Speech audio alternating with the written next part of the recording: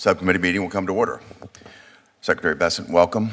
I know that you've had an extremely long day, long travel. I appreciate your hard work on behalf of the United States and the toll that it takes on one. Just back from an overseas trip, having testified in the House of Representatives today, Ranking Member Reid and I both decided that we'd like to put our opening comments in for the record to spare you the time and exhaustion. And if you'd like to do the same, Secretary, we'd welcome that in. Okay, we will do that and proceed. I would like to start with the first round of questions, Mr. Secretary, and then I'll turn it over to Ranking Member Reid. Just one second here.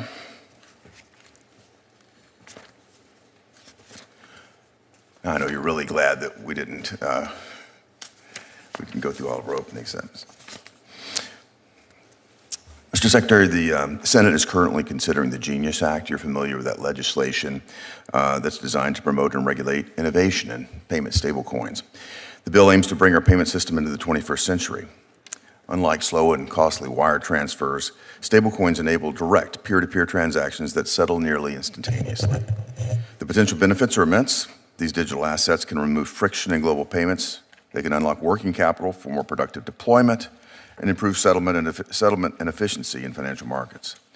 The adoption of these innovative digital assets is soaring, growing from around $45 billion in early 2020, around $4 billion in early 2020, to more than $200 billion today. If Congress can provide long-due regulatory clarity, this remarkable growth trajectory will only accelerate. So my first question, Secretary Bessent, my legislation requires that stablecoins be backed by cash or short-dated U.S. Treasuries. One investment bank estimates that the Genius Act would expand the stablecoin market from its current value of $240 billion to $2 trillion by the end of 2028, with most of the reserves likely to be held in U.S. Treasuries. What are the benefits of having a new and expansive source of demand for U.S. Treasuries in the years ahead? Senator, thank you for your leadership on this important matter. As you know, the administration, led by President Trump, has made digital assets a priority, and making the U.S. the world leader in digital assets is essential for our goals. Your question is a very important one. In the history of the U.S. dollar as a reserve currency, there have been the numerous passages along the way where many people assumed that the U.S. dollar would lose reserve currency status, and there's always been a new mechanism that has cemented that.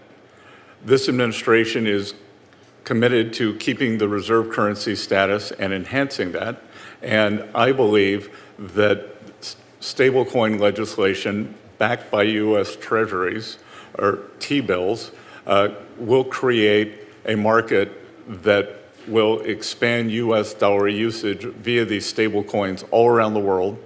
And I think that $2 trillion is a very reasonable number, and I could see it greatly exceeding that. You've previously spoken about the need to reverse some of the overregulation in capital standards, including a reduction in the supplementary leverage ratio. That ratio penalizes banks, or the level of it today penalizes banks by requiring them to hold excess capital against low-risk assets like treasuries and reserves. So my question, Secretary Bessent, is how soon could we see changes to the SLR ratio, and how could yields be affected by a more tailored approach to capital requirements for risk-free assets? Well, Senator, risk assets are like cholesterol. There's good cholesterol and bad cholesterol. That some risk assets are riskier than others, and the problem with the SLR is it doesn't differentiate. Yeah. So we have been working via FSOC and the regulators, OCC, the FDIC, and the Fed to coordinate a change in the supplementary leverage ratio for the purchase of treasuries. We don't know the exact magnitude in terms of how it might affect yields, but what we have seen in the past is that when this requirement was removed, it had a substantial effect. So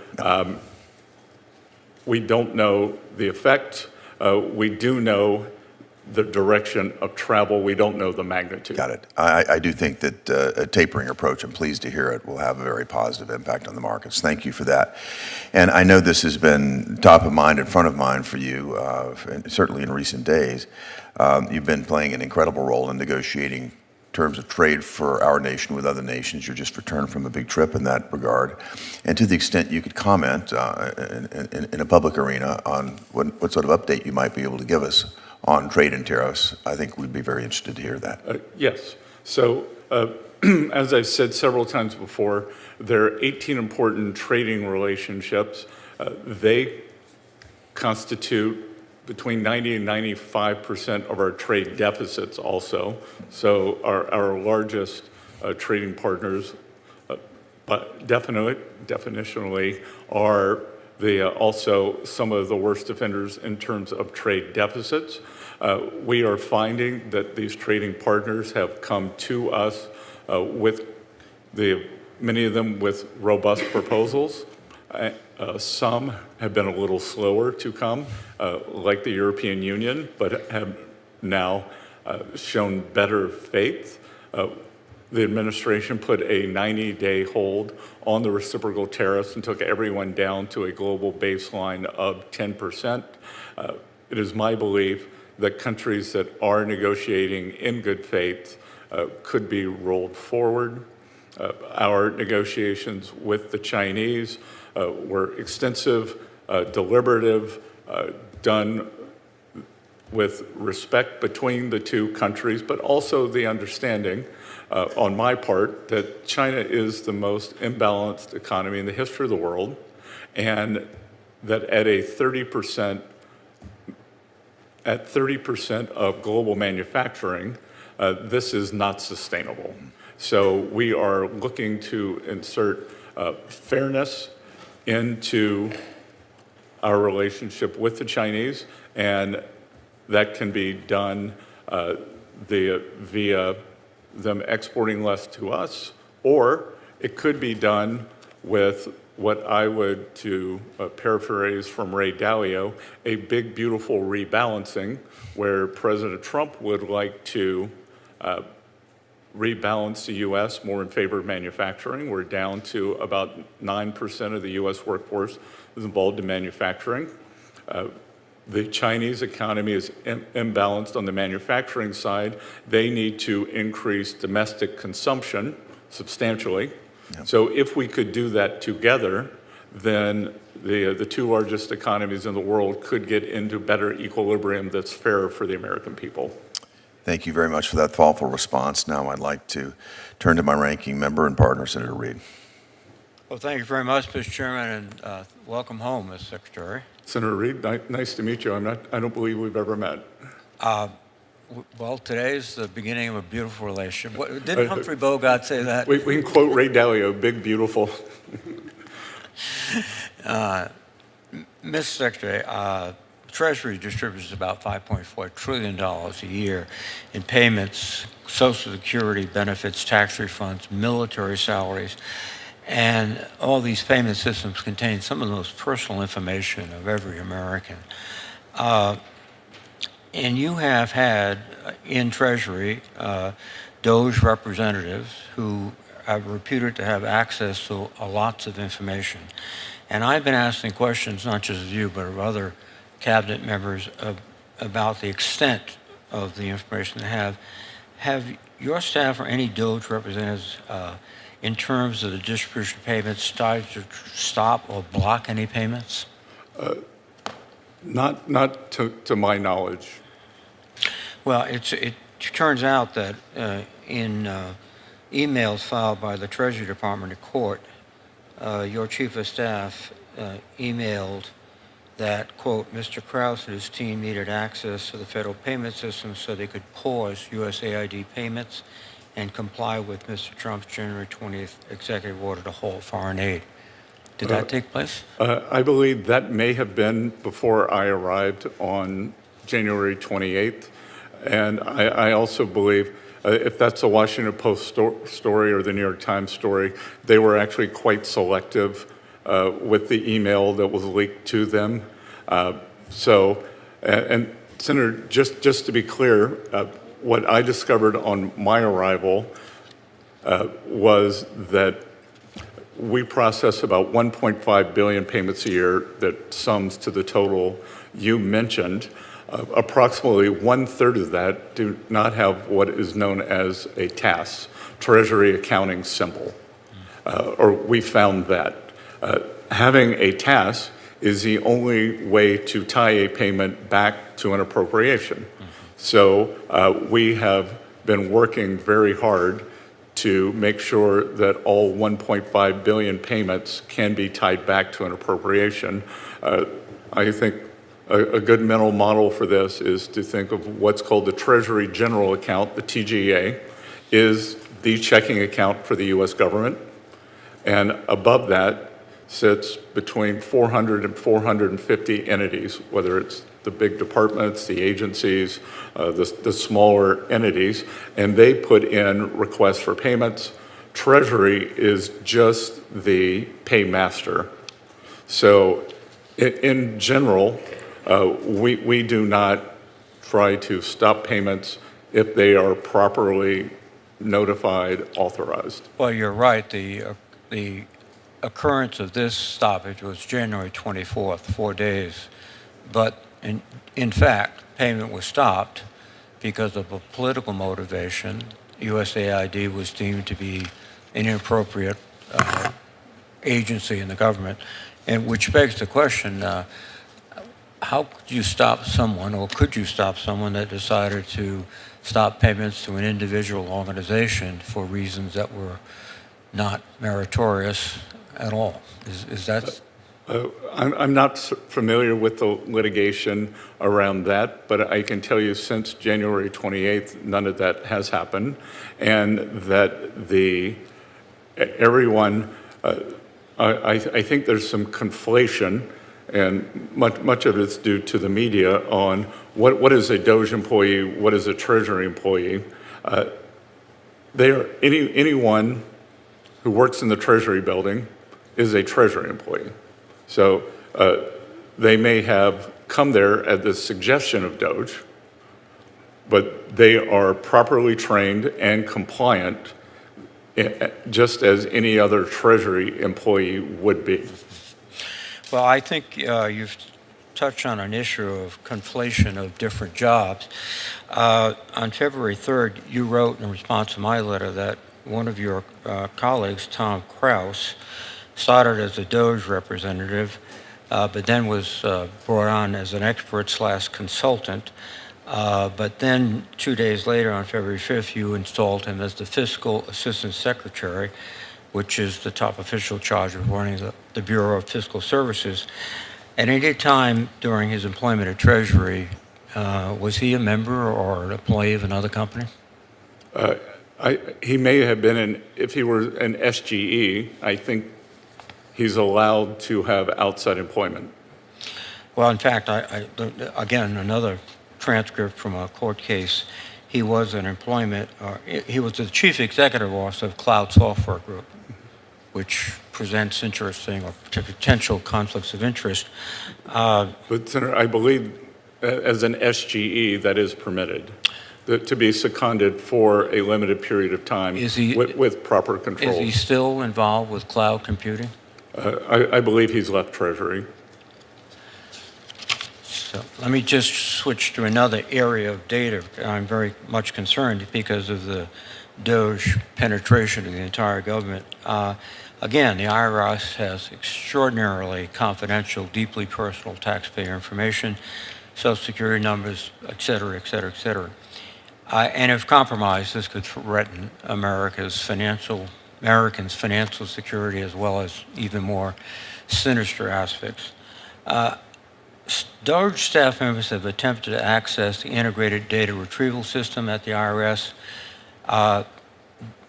Secretary, does DOJ staff have they ever had, or do they have access to the integrated data retrieval system? Not to my knowledge, sir. And again, any information they would have had access to would have been via, and I'm new to this, but I'm going to throw a lot of acronyms at you. It would have been through an MOU between IRS and OMB. So we put the proper controls, prophylactics around any activities that they had in the building. Are you confident that no information has been exported from the Treasury Department by DOJ personnel? Not to my knowledge, Senator. Have you investigated it to ensure us that that's absolutely correct? Well, we have strict protocols around that, so there's no reason to believe that there was.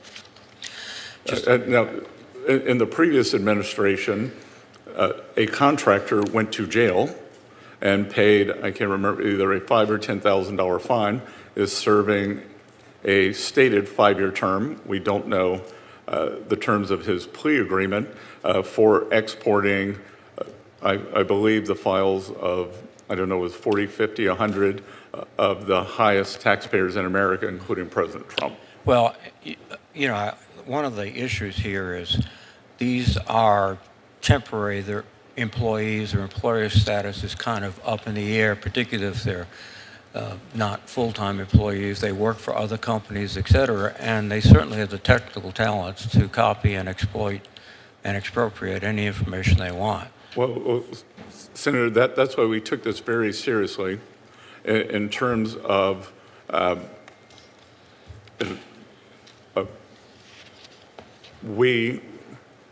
there was a push for them to come in the building.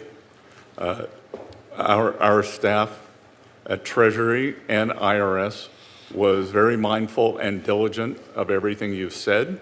So we were very mindful of having proper balances, protocols in place. Thank you, Mr. Secretary. Thank you for clarifying that for us, Mr. Secretary. I think that was very helpful to have that. And Senator, my staff just told me all of the details there are in the litigation. Yeah. Thank you very much again, Mr. Secretary, for illuminating us with that explanation. I'll turn to Senator Van Hollen, please.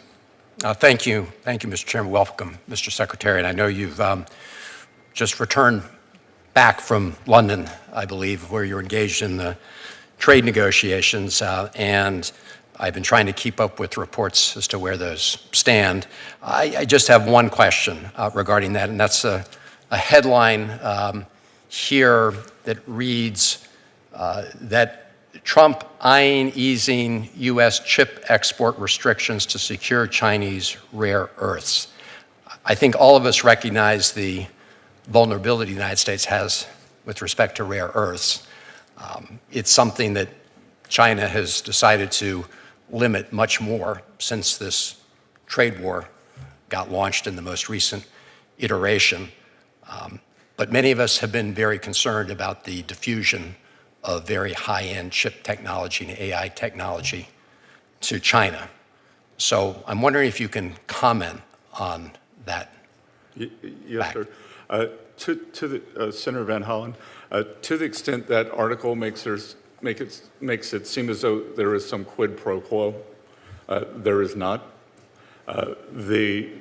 We have done an extensive analysis within Treasury, Commerce, and all the technology, the White House Office of Science and Technology, on any technology transfer, and we have been very judicious in that. So there is no quid pro quo in terms of chips for rare earths. Okay, I'm listening carefully, and I understand you're saying there's no quid pro quo. I take it to mean from that there's, you're not saying that we won't increase the access to China of our highest end chip technology. I'm not saying you're saying we are. I'm just asking you haven't ruled that out. Am I interpreting you right? What I'm saying, there's no intent. You're You're referring to NVIDIA chips mostly?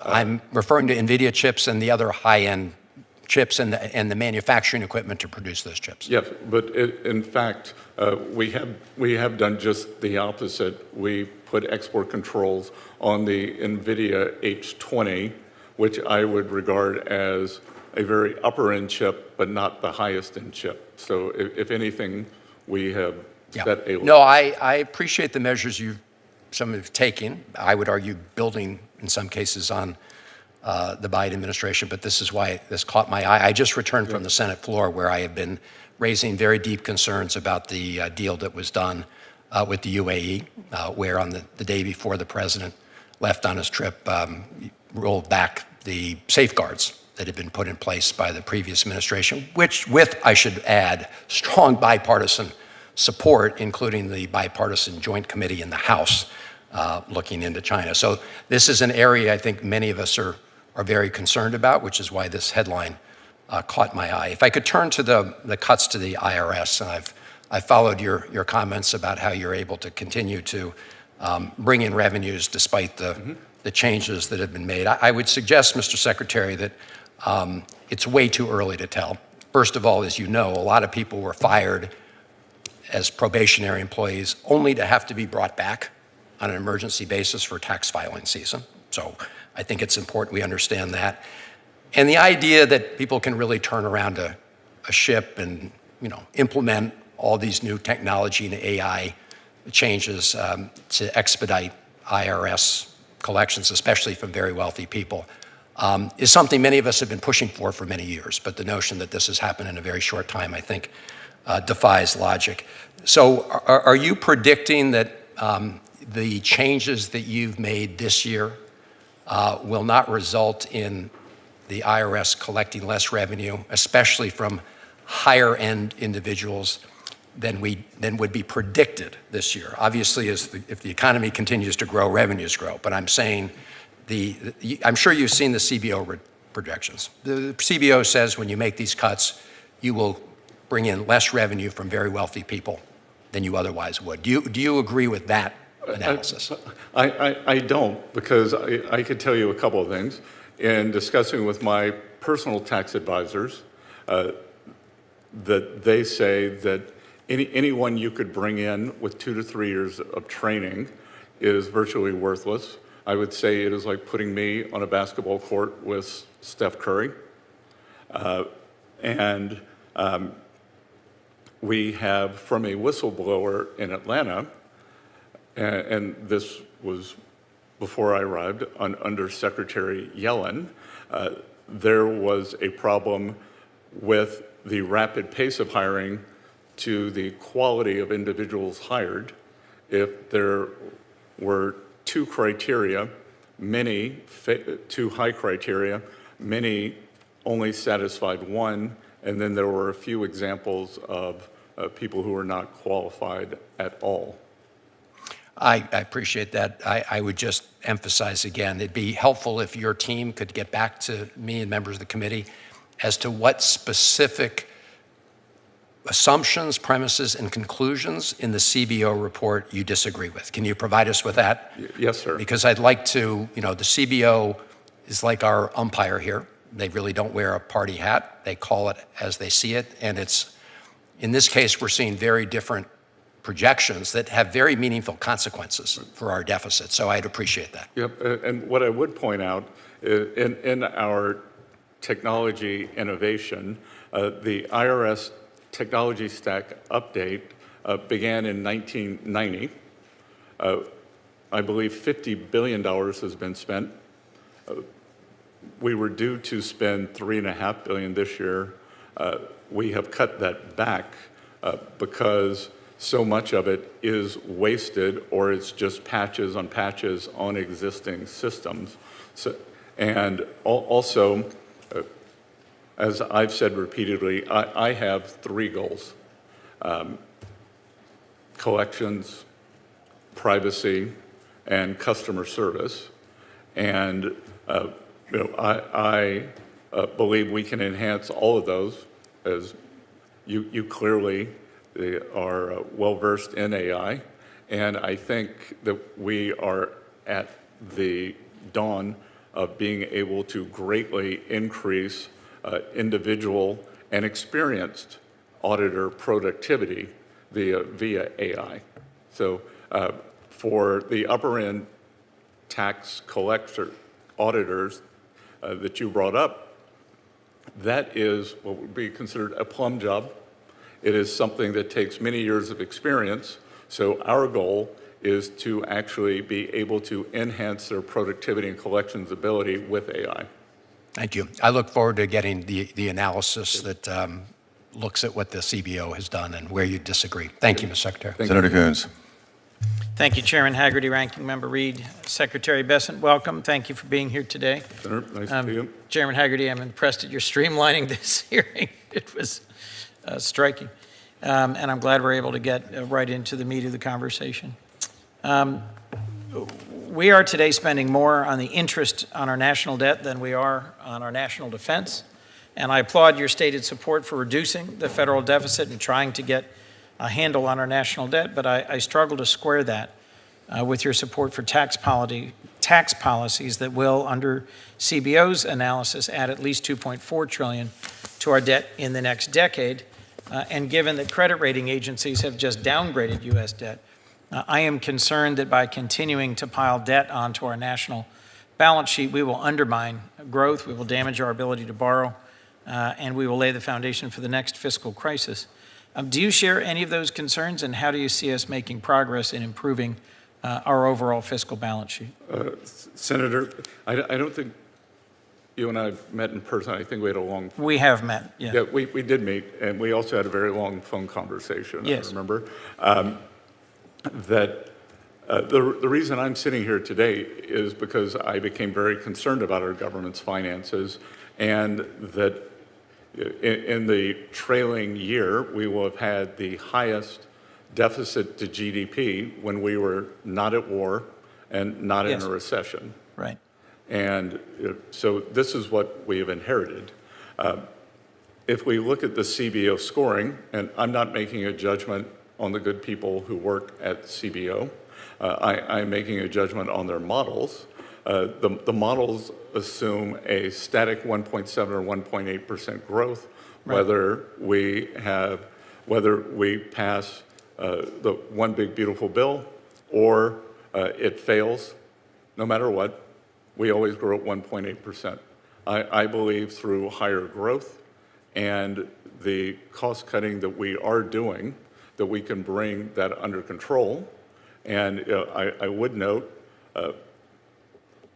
that if we want to use CBO scoring, which I don't agree with, is at 2.4 trillion over the 10-year window. The CBO also scores the president's tariffs at 2.8 trillion. So that would be a surplus of 400 billion. Let me move on to some more focused questions on specific things in your agency. I would welcome a chance about the broader economic picture, because I frankly don't believe the tariff income assessment. I do believe the tax, but we can debate. We literally could debate this longer than I believe I have. But let's move to sanctions. If we want to agree on CBO, we have to agree on CBO. And I'll take that point. Good. Secretary Rubio testified recently the Trump administration has not lifted any sanctions against Russia. Is that true? Not to my knowledge. And sanctions, which I've long followed, I've served on this subcommittee for many years. It's not a static game. For every company that's sanctioned, typically they then move to set up a front company, to find another avenue. And with the Russians in particular, they're quite skilled at sanctions evasion by setting up new companies in other countries, including in the PRC. And for every sector that's sanctioned, there's a whole cottage industry devoted to evading them. Effective sanctions depend on follow-up, enforcement, and pursuit, which is why you have a whole talented team at Treasury focused on finding evaders and front companies, redesignating them publicly, closing the loopholes. Treasury and state were rolling out new sanctions designations every few weeks, much of last year. How many new Russian entities have you designated under your sanctions authority since January? I will get back to you with that number. The answer is 0. Yep. How many entities worldwide have you sanctioned for doing business with Russian companies in ways that undermine our sanctions and export controls? I will get back to you with that number. I believe the answer is 0. I hope I'm wrong. I'd love it if you'd get back to me and tell me I'm wrong. But the PRC is helping Russia's defense industry by providing dual-use components and advanced technologies. Last week, Chancellor Merz briefed a bipartisan group of us on Russia's alarming rearmament with help from China, Iran, and North Korea. How many Chinese firms have been designated for doing work directly with Russia's defense industry?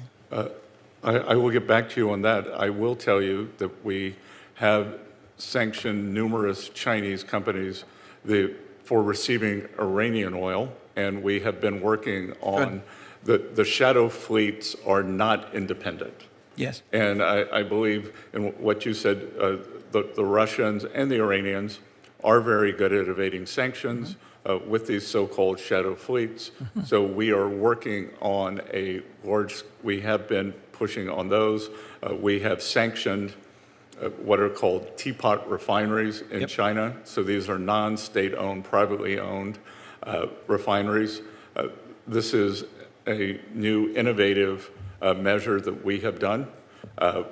We have chosen not to go after Chinese government-owned.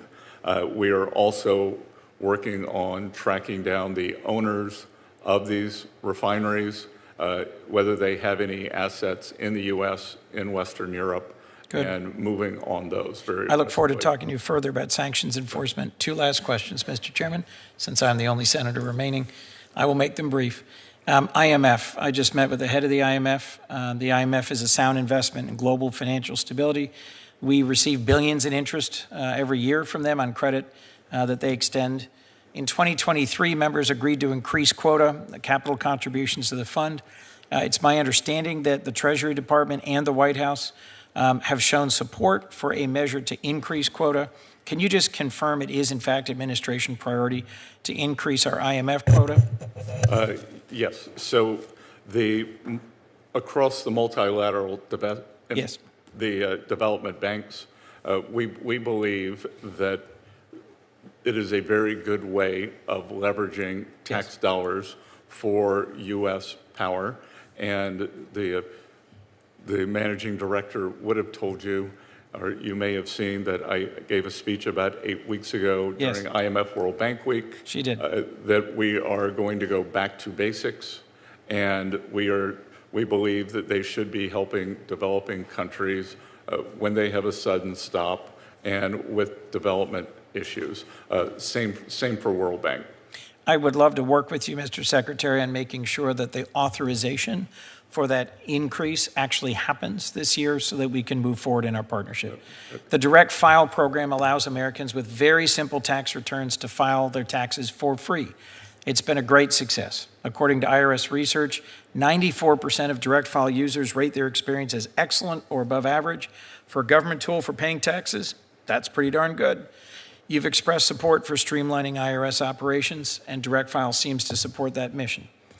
Do you continue to support Direct File, or should I be concerned about rumors that the administration plans to end it?